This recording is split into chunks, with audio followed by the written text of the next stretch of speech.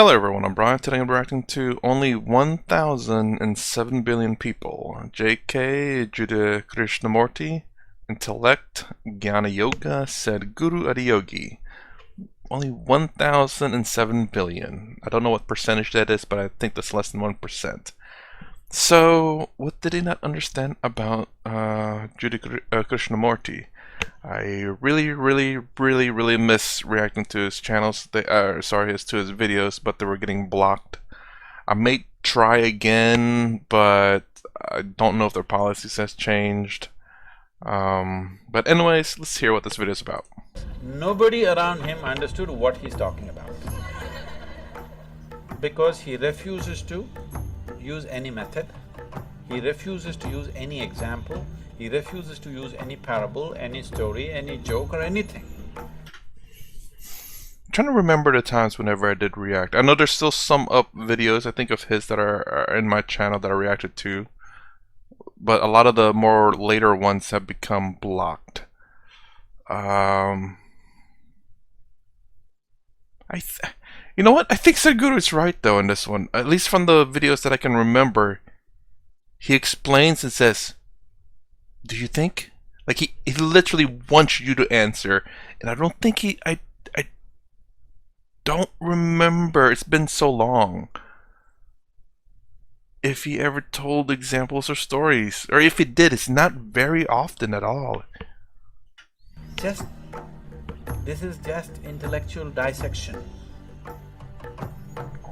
This is called as Gnana Marga. This is pure Gnana Marga. When he was there was a fragrance. When he's gone, only books. Because there's no living process. So, around JK, everybody could feel the man is special, but nobody could get what he was talking about because he refused to play the role of a guru, he refused to initiate anybody into anything, he refused to give any kind of method, any kind of process. He said it anyway happen. It is true. Anyway it will happen. But maybe after 1,000,000 lifetimes. I mean, oh god, I forgot this videos do these things where they put a little bit of the interesting stuff in the very beginning and then it starts from the very beginning. But Sadhguru's right. I never thought about this, honestly.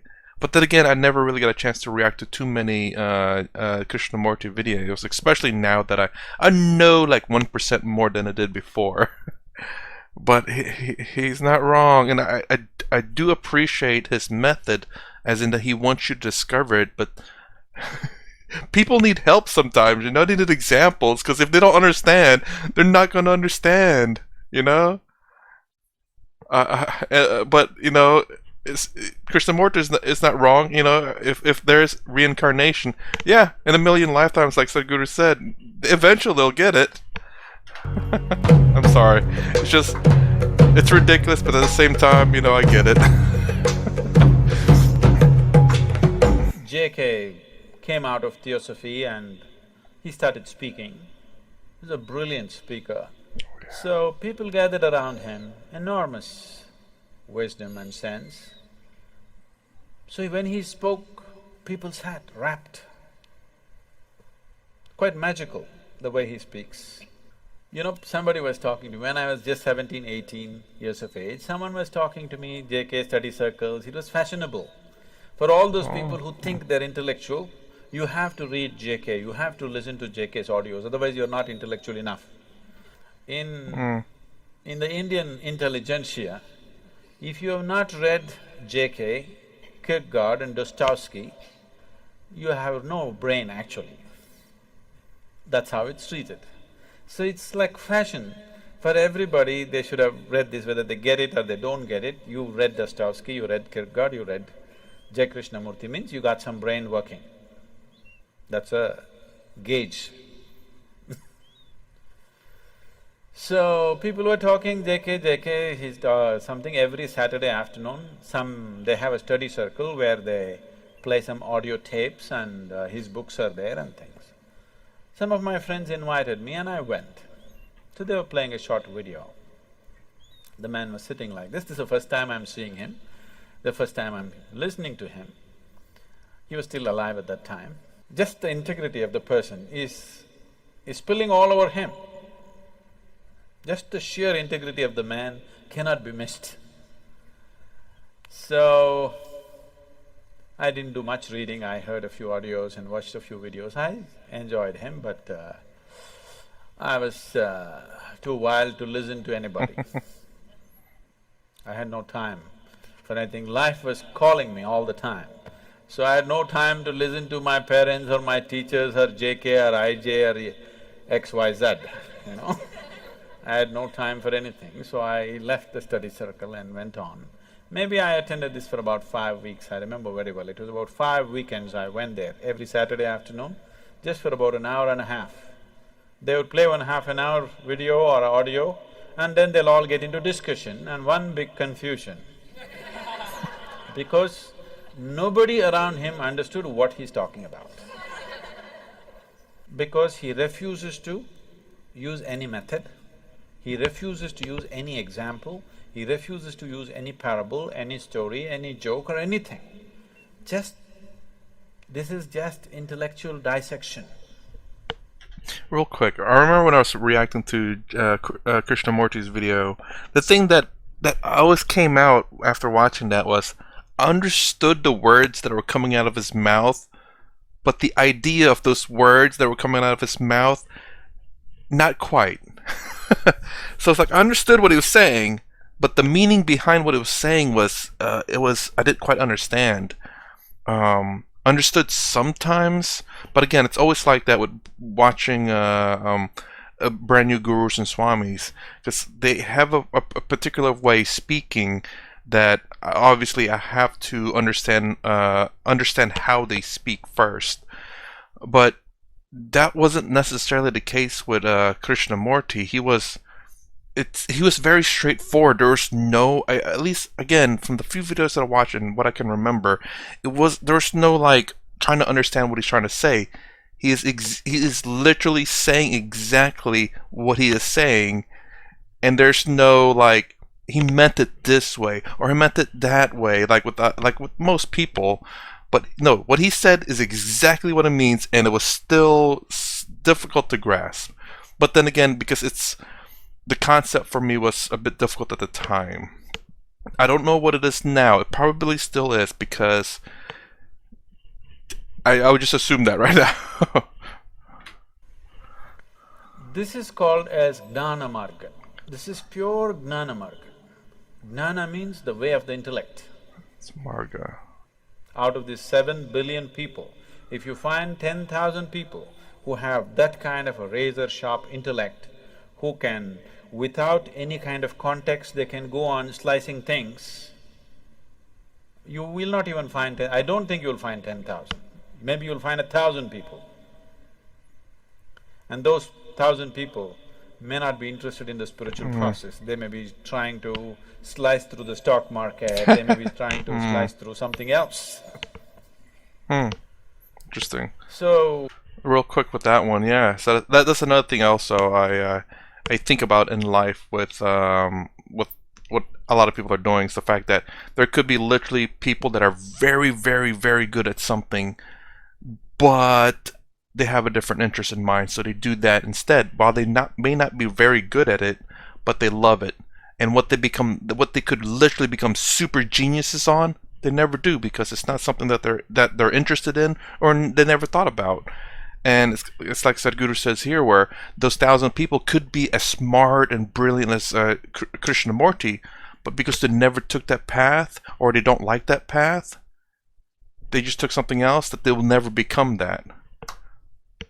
And I think about that honestly, and it's just everything. Like you could say like any kind of sports players, where one person becomes a lawyer, but if he became a soccer player, he could have been the absolute best soccer player in the world. But nope, he became a lawyer instead.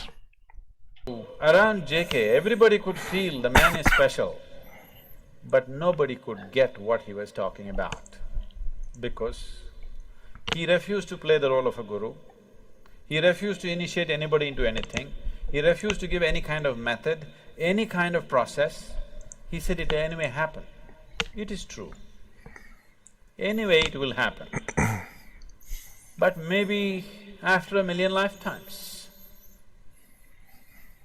So if you're in a hurry, either you must have that kind of an intellect, which is rare,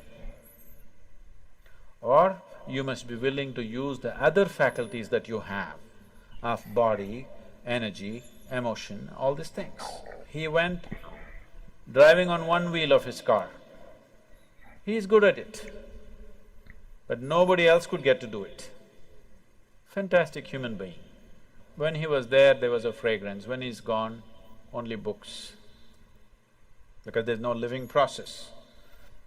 So Khalil Gibran said about J. Krishnamurti, when I walked into the room, JK was sitting and Khalil Gibran went to meet him. He said, when I walked into the room, I walked into a wall of love. It just hit me in the face. See, you would never associate JK with love. He's not a loving man. That's not how he looks. He's the love of knowledge. He's like this.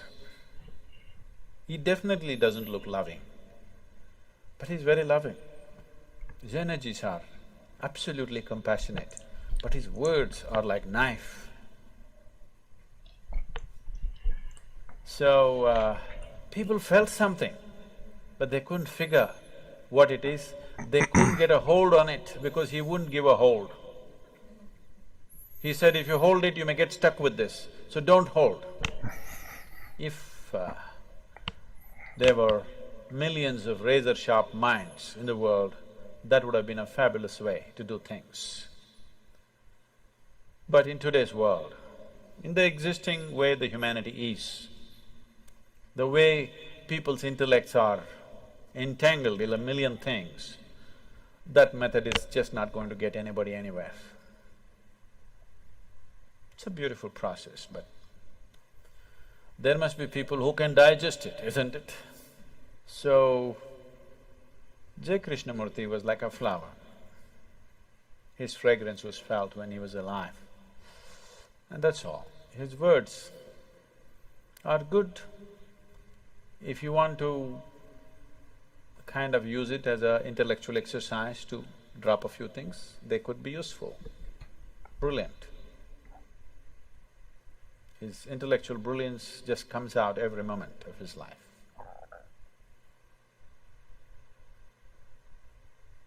He started a few schools which are wonderful schools, which are still on. I must tell you my association with him. When I went to this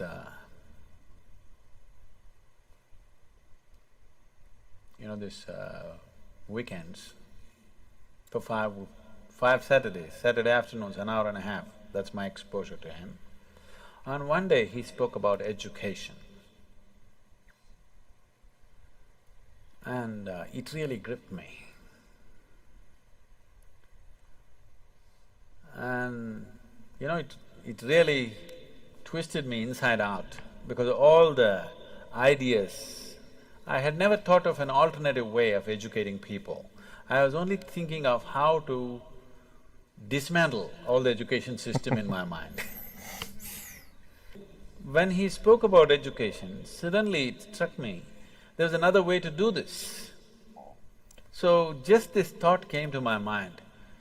I was just maybe 17, 18, and I was living wild and I have dreams of running away somewhere.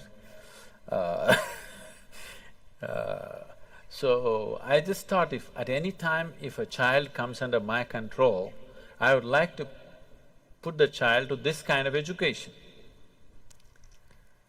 So, it just so happened, when my daughter had to go to school, when she got admission in some of the best schools in Ooty, but then it just flashed me in my mind that, okay, there's a JK school, why don't I send her there? And she went to that school and she spent 8 years studying there. So just those 5 Saturday afternoons, an hour and a half, that much impact he had on me, that I handed over my daughter to his care in one way or the other. Okay, well, mind you, I was hearing the audio mostly on the left and then some static on the right, so if you're hearing that, that was coming from the video itself. That's very interesting. Sadhguru still didn't stay to hear Krishnamurti talk in his speech. But again, I wish he kind of explained this different way of educating people. I'm kind of curious about that. I'm wondering if that's something that could be used over here, because right now, the education system, I mean, it's I wouldn't say it's working or not working. It's just not that great. I mean, especially because it's trying to teach all the kids one way and one way only, and that is it. Not all kids learn the same, and I think that's the biggest problem. There needs to be alternate ways of learning, different ways of handling different kids, but still teaching them the essentials. Because, you know, not everyone just wants to sit there and look at a book and remember and just regurgitate, just spit out the whatever they read from their books. You know, a lot of them would like to do activities and such. But anyways, I'm kind of curious as to what's the secondary teaching that convinced that guru to send his child to that school. And only 5 Saturdays too.